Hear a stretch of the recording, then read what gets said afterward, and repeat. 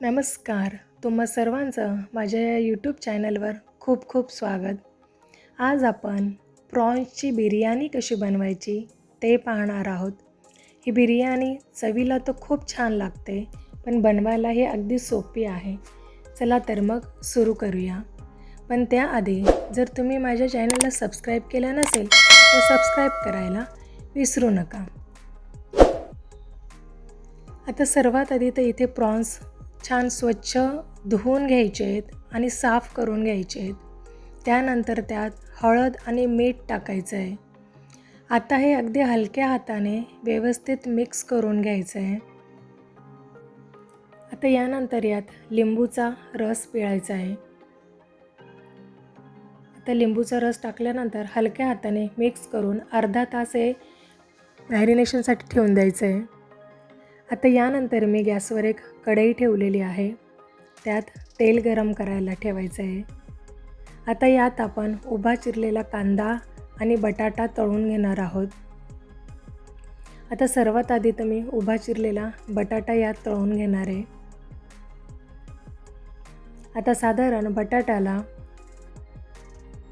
Golden brown होईपर्यंत तळून घ्यायचं आहे. आता तुम्ही बघू शकता हळूहळू बटाट्याचा कलर बदलताना दिसतोय.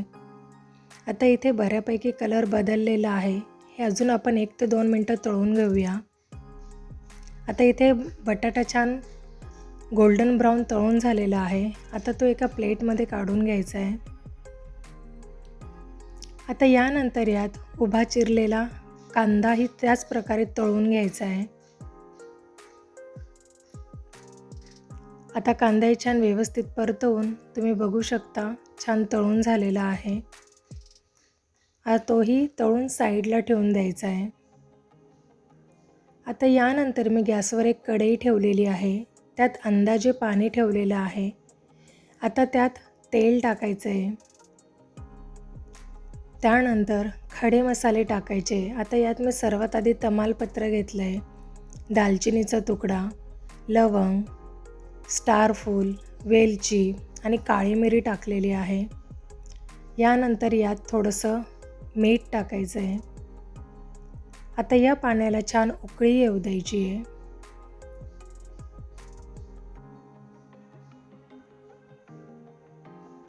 आता तुम्ही बघू शकता पाण्याला छान उकळी आलेली आहे. आता यात आपले जे बासमती तांदूळ आहे, जे मी धुवून साईडला ठेवलेले होते, ते टाकायचे आहेत.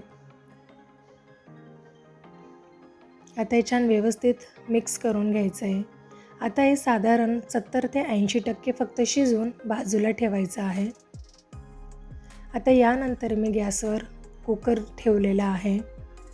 आता त्यात तूप किंवा तेल तुम्ही तुमच्या आवडीनुसार घेऊ शकता. इथे मी तूप घेतलेलं आहे, ते गरम करून घ्यायचं आहे. आता तूप गरम झालं की त्यात जिरं टाकायचं आहे.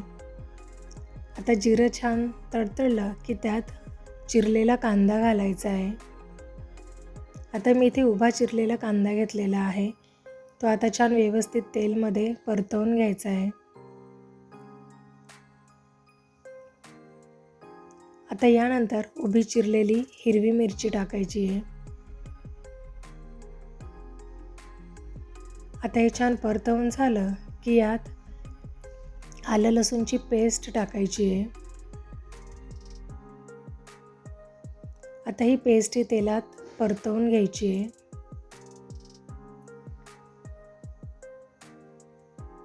आता हे सर्व छान परतवून झालं की यानंतर यात आपण बिर्याणी मसाला टाकणार आहे. त्यानंतर लाल तिखट, हळद. आता हे टाकून परत तेलात परतवून घ्यायचं आहे. आता यानंतर यात टोमॅटो टाकायचा आहे चिरलेला. टोमॅटो ऑप्शनल आहे. तुम्हाला जर आवडत नसेल तर नाही टाकला तरी चालेल. आता साधारण टोमॅटो मऊ होईपर्यंत हे असंच परतवून घ्यायचं आहे. आता मी यात फक्त मसाल्यापुरतं थोडंसं मीठ टाकलेलं आहे. आता टोमॅटो छान मऊ झालेला आहे. आता यानंतर यात दही टाकायची आहे. दहीमुळे बिर्याणीला अजूनच खूप छान चव येते. आता सर्व मसाला एकत्रित छान मिक्स करून घ्यायचा आहे. आता यानंतर यात आपण जे मॅरिनेट केलेले प्रॉन्स होते ते टाकायचे आहेत. आता हे अगदी हलक्या हाताने मिक्स करून घ्यायचं आहे. हे आपल्याला अगदी हलक्या हाताने करावं लागतं कारण प्रॉन्स तुटण्याची शक्यता असते. आता हे व्यवस्थित हलक्या हाताने व्यवस्थित मिक्स करून घ्यायचं आहे.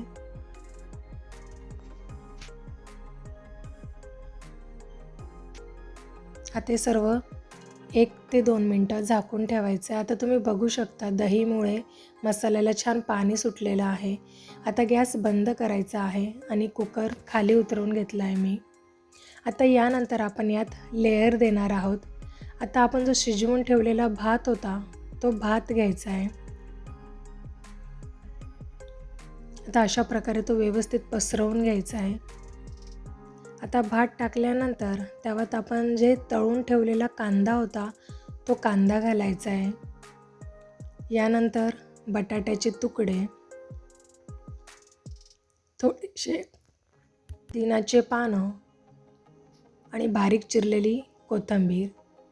आता ही आपली पहिली लेयर झालेली आहे. आता तुम्ही तुमच्या आवडीनुसार 2 किंवा 3 लेयर देऊ शकता. आता मी जशी आपण पहिली लेयर दिली तशीच मी दुसरी आणि तिसरी लेयर देऊन घेणार आहे. तुम्हाला आवडत असल्यास 2च लेयर दिले तरीही चालेल. शिजवलेला भात, त्यानंतर तळलेला कांदा आणि बटाटा, पुदिन्याचे पानं आणि कोथिंबीर. आता हे सर्व झाल्यावर यात वरून तूप टाकायचं आहे.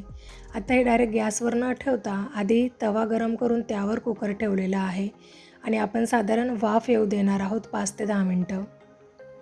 आता आपली ही प्रॉन्स बिर्याणी तयार आहे. एकदा नक्की ट्राय करा आणि रेसिपी कशी वाटली ती कमेंटमध्ये नक्की सांगा.